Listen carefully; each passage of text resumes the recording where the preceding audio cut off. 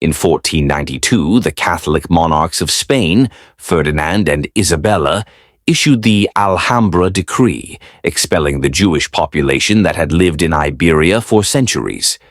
Many fled to the Ottoman Empire, Italy, and North Africa.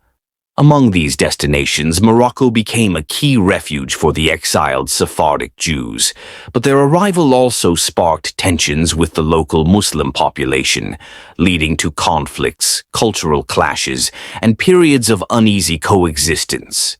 The first wave of Jewish migration to Morocco, the migration of Spanish Jews, Sephardim, to Morocco was not unprecedented. Jewish communities had existed in North Africa for centuries, dating back to antiquity.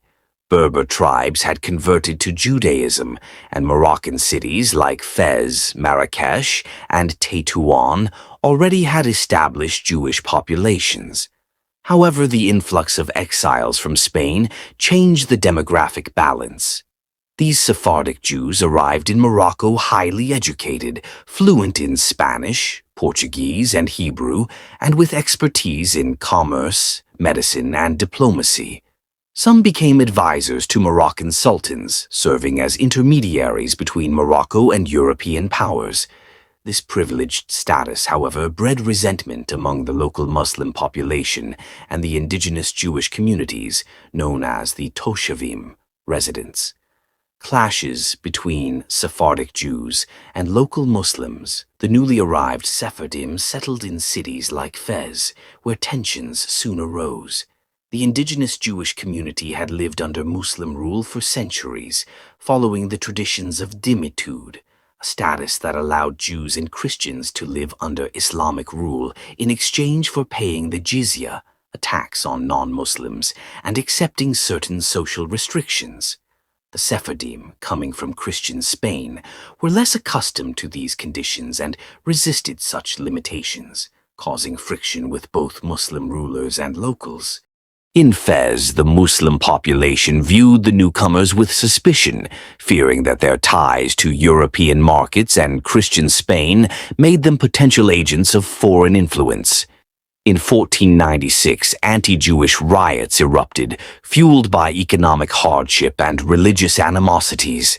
Hundreds of Jews were massacred, and many were forcibly converted to Islam.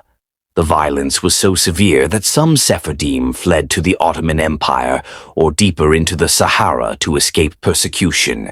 Tétouan and the rise of Sephardic economic power. Despite these difficulties, some Sephardic communities thrived. The city of Tétouan, rebuilt by Jewish refugees from Spain, became a major trading hub. With their connections to European trade networks, the Sephardim helped integrate Morocco into global commerce.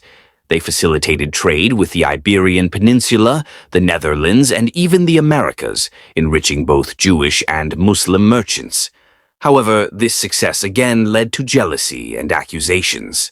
Some Muslims viewed the Jews as monopolizing wealth, controlling trade, and growing too influential at the expense of local Muslim traders. Periodic anti-Jewish riots broke out in Tétouan and other cities, often provoked by economic downturns or political instability.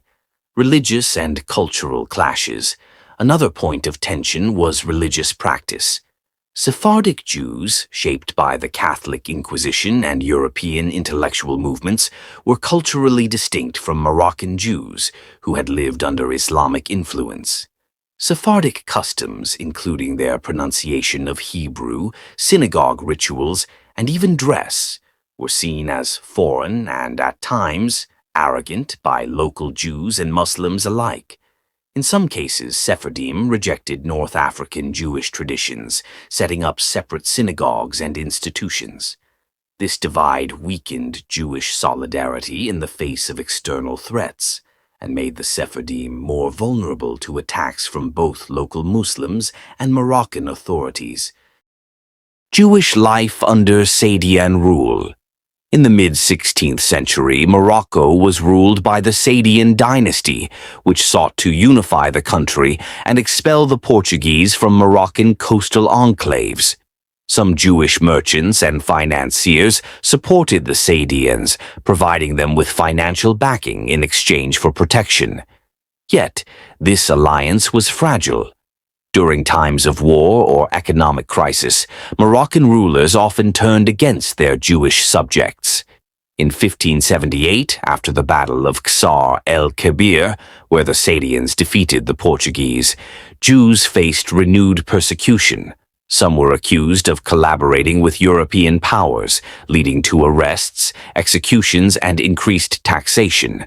The Mellah, a response to growing tensions. By the late 16th century, Moroccan rulers began enforcing the segregation of Jews into separate quarters known as Mellahs. These Jewish districts, first established in Fez in 1438, but expanded after the Sephardic arrival, were meant to isolate Jews from Muslims and limit their influence. Life in the Mellah was difficult. Jews were subject to strict curfews, could not own land outside their quarter, and were often forced to wear distinguishing clothing. Despite these restrictions, the Mellahs became centers of Jewish learning, trade, and religious life. Conclusion: a complex coexistence. The migration of Sephardic Jews to Morocco in the 16th century was a double-edged sword. On one hand, the Jews enriched Moroccan society through trade, scholarship, and diplomacy. On the other, their arrival disrupted existing social structures, causing tensions with both Muslim and indigenous Jewish communities. While Morocco remained one of the more tolerant Muslim lands, the relationship between Jews and Muslims was marked by alternating periods of cooperation and conflict. These historical tensions continued into later centuries, shaping the Moroccan Jewish experience well into modern times.